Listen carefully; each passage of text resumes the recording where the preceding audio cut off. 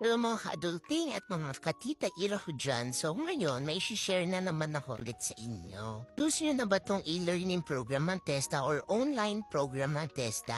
If hindi pa, bakit? Charis. So ito na nga ni. Itong e-learning platform ng TESDA is para siya sa mga gusto magkaroon ng technical vocational education and training, which makakapag-aral ka online na libre lang. Ang ganda, diba? So, ayan, talakayin natin yung mga courses. Actually, napakaraming offer na courses nila eh. So first, i-search nyo muna sa browser ninyo, etesda.gov.ph, and then, once nasa website na kayo, ay makikita nyo create an account, courses, how to, and FAQ. So click nyo yung courses. After clicking ng courses, is makikita nyo na yung list doon ng mga courses na available na meron sa TESDA e-learning program. So ayan, feel free to browse lang. Kung may courses kayong gustong kuhain, is pwede na kayong gumawa ng account.